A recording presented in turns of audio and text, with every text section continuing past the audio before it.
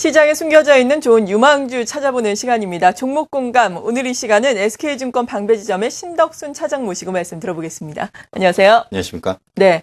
오늘은 어떤 이슈에서 투자의 아이디어를 찾아볼까요? 이제 대선이 이제 100일도 남지 않은 상황이다 보니까 최근에 이제 선거 테마주나 어떤 대선 관련 테마주들이 움직이고 있는데 어떤 인맥 관련주보다는 오늘은 정책 관련돼서 움직이고 있는 경제 민주화에 대해서 오늘 말씀을 드리도록 하겠습니다. 네. 경제 민주화라고 하면은 최초의 정의는 이렇습니다. 빈부 격차의 해소, 그리고 양극화 해소, 그리고 중소기업의 입지 강화를. 네. 잠시만요. 한국은행 금융통화위원회 결과가 나왔는데요. 기준금리가 동결된 것으로 알려지고 있습니다. 기존의 3.0%가 동결이 됐는데요. 잠시 후에 또 저희가 취재기자 연결해서 자세한 내용 알아보겠고요. 전문가와 함께 또 향후의 통화정책의 방향성에 대해서도 이야기 나눠보겠습니다. 일단 이 이야기 먼저 이어갈까요? 네, 그러시죠. 네. 그래서 경제 민주화라는 거는 그런 취지로 이제 시작이 됐었고요. 그렇기 때문에 이제 대기업의 일감 몰아주기 근절 같은 이런 정책이 나오면서 최근에 이제 SI 업체라고 볼 수 있는 경봉 같은 이런 종목들이 최근에 꾸준히 계속해서 상승하는 모습을 보이고 있었고, 또 금산분리에 관한 이야기가 나오면서 중소형, 중형 금융주 같은 한국컴퓨터 같은 종목들이 최근에 급등하는 모습을 보이고 있었습니다. 이렇게 이제 경제 민주화 관련된 이야기가 나오고 있는데, 그 이야기 중심에는 이제 새누리당에서 경제 민주화 실천 모임이라는 곳에서 매주 화요일마다 현재 회의를 하고 있는데요. 네. 이번 주 이제 지난 11일 때 그 재벌 개혁 관련된 입법을 마무리하면서 이제 다음 주 18일부터는 문화와 예술 그리고 체육 관련된 이야기를 하겠다라고 이야기를 하고 있습니다.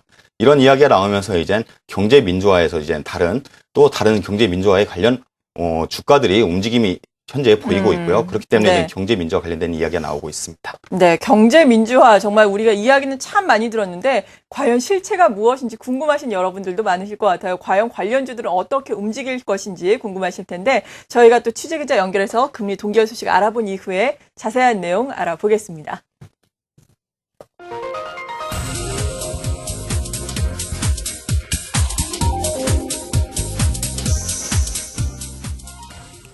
앞서 전해드린 것처럼 한국은행이 이번 달에 기준금리를 3.0%로 동결을 했습니다. 한국은행에 나가 있는 취재기자 연결해서 자세한 내용 들어보겠습니다. 이근영 기자 전해주시죠.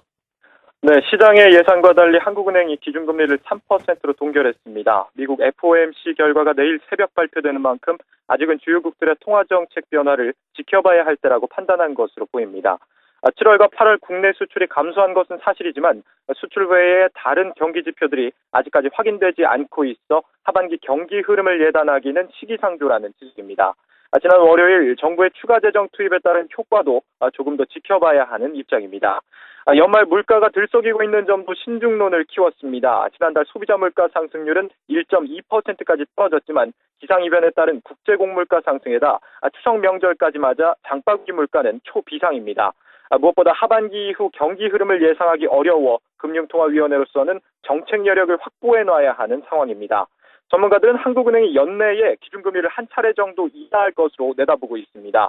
국내외 경제 동향을 살펴본 후 오는 10월 경제 전망을 수정하면서 기준금리 인하를 단행할 수 있다는 추측도 나옵니다. 장바구니 물가가 갈수록 치솟을 전망인 가운데 금통위가 금리 인하 시기를 놓친 것 아니냐는 실기론이 고개를 들고 있습니다. 지금까지 한국은행에서 한국경제TV 이근영입니다. 네, 취재기자와 함께 전반적인 내용은 정리를 해봤고요. 우리가 좀 속속들이 들여봐야 되겠죠. 금리 인하에 대한 기대감이 컸는데 왜 동결이 됐는지, 그리고 향후의 통화정책은 어떤 방향으로 흘러나갈지 이번에는 전문가 연결해서 알아보겠습니다. 현대증권의 박혁수 팀장입니다. 안녕하세요. 네, 안녕하십니까. 네, 예상 외로 기준금리가 동결이 됐어요. 배경이 어디에 있다고 보십니까? 네, 시장 예상, 지난 7월의 금리 인하도 마찬가지겠지만, 이번에 9월 금리 동결도 어떻게 보면, 시장과 좀 약간, 시장의 컨센서스와 배치되는 측면이 좀 있다고 볼 수가 있겠습니다. 근데 이제 일단은 그, 금리를 동결한 배경은, 앞서 이제 기자분께서 말씀을 하셨지만, 여전히 이제 그, 대외 여건 자체가 아직까지는 금리 인하 정책을 펼칠 정도로 긴박하게 돌아가지 않는 것 같다고 좀 판단을 하고 있는 것 같고요.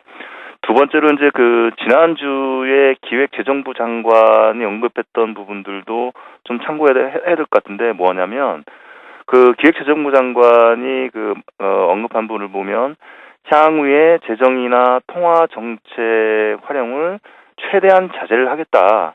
이제 이런 부분들을 언급을 했습니다. 이제 이러한 부분들은 결국은 제가 볼 때는 그런 측면들이 있는 것 같습니다. 일단은 그 시장이 생각하는 것보다 펀더멘탈 부분에 대해서는 좀 낙관적으로 보고 있지 않느냐, 이제 그런 측면이 있는 것 같고요. 두 번째로는 이제 그 정권 말기 차원에서 어떤 그 무리를 해가면서 경기 부양에 나설 그런 그 무리수를 두지는 않겠다. 이제 그런 측면이 있고요. 또 하나는 이제 정책 여력 확보 측면도 고려가 된 것 같습니다. 네, 이렇게 시장의 예상과는 달리 금리가 동결된 배경에 대해서 말씀해 주셨는데 아직까지 금리 인하를 할 정도로 긴박감은 느끼지 않은 것 같다라고 말씀해 주셨습니다. 네네. 그리고 9월 들어서 해외에서 좋은 소식이 잇따라 이어졌습니다. 무디스와 피치가 우리나라의 신용 등급을 또 상향 조정을 한 건데요. 네네. 채권 시장에서는 외국인의 움직임에는 이에 따라서 좀 어떤 변화가 있었는지 궁금하고요. 그리고 네네. 최근에 시중금리 동향은 어떤지 이어서 말씀을 좀 해주시죠. 네, 일단은 뭐 장기적 이런 요인들이 당장의 어떤 채권 시장의 그 변화를 가져올 그런 요인들은 아닌 것 같고요. 좀 긴 안목에서 장기적으로 보면 긍정적인 요인이다 이렇게 이해를 하시는 게 맞는 것 같습니다. 일단 그 미국이나 지금 재정 위기를 겪고 있는 그 유럽 국가, 그리고 그 일본 같은 경우는 국가 부채 비율이 GDP의 100%를 상회하는 그런 아주 재정 쪽의 어려움을 겪고 있는 부분이지만 한국 같은 경우는 아직 30%로 낮은 수준입니다. 이렇다는 얘기는 결국은 국가 부채나 이자 상환 능력 부분에 있어서 주요국보다 상당히 우위에 있다. 그래서 이번에 무디스나 피치가 한국 신용 등급을 상향 전망한 것도 어떻게 보면 이런 거에 대한 평가를 나타낸 걸로 볼 수가 있겠고요. 그리고 이제 아나운서께서 말씀하신 외국인 움직임들을 보면 외국인이 8월달 같은 경우 원화채권을 순매도를 했습니다. 그러니까 2010년 12월 이후에 20개월 만에 순매도를 했기 때문에 상당히 좀 우려가 있었습니다. 외국인 자본들이 빠져나가지 않느냐 우려가 있었는데 9월에 다시 순매수를 지속을 하고 있습니다. 그래서 전반적으로 봤을 때 원화 강세라든지 원화 채권, 원화 금리에 대한 메리트, 그리고 또 한국의 재정 건전성, 성장, 이런 측면 매수 여건의 변화가 없었다는 점을 감안할 때 8월 순매도는 좀 일시적으로 봐야 될 것 같고요. 앞으로 원화 채권 매수 이런 부분들은 지속될 가능성이 높다 이렇게 저희들은 판단을 하고 있습니다. 사실 이제 시장 금리가 지금 현재 2%대에 내려가 있고요. 또 하나는 지금 현재 기준금리와 시장 금리 간 스프레드를 감안할 때 시장은 이미 이제 기준금리 최소 2.5%를 지금 이제 반영하고 있는 그런 상황입니다. 국고 3년 금리 같은 경우도 한 2.8%로 사상 최장 기간 기준금리를 지금 하회하고 있는 그런 상황이고요. 국고 5년 금리도 기준금리를 하회하고 있고 10년 금리도 일시적으로 사상 처음으로 기준금리를 하회할 정도로 지금 시장에서는 금리 인하 부분을 상당 부분 반영을 시키고 있는 것 같습니다. 근데 일단은 현재 봤을 때 통화 당국의 어떤 금리 인하 스탠스를 봤을 때 저희들이 볼 때는 연내 한 차례 정도 추가적으로 진행이 되지 않을까 생각이 되는데, 그렇게 되면 2.75% 기준금리가 2.75%라 가정한다면 어떻게 보면 시장 금리는 이미 어느 정도 지금 바닥을 형성하고 있는 건 과정이다 이렇게 보시면 될 것 같습니다.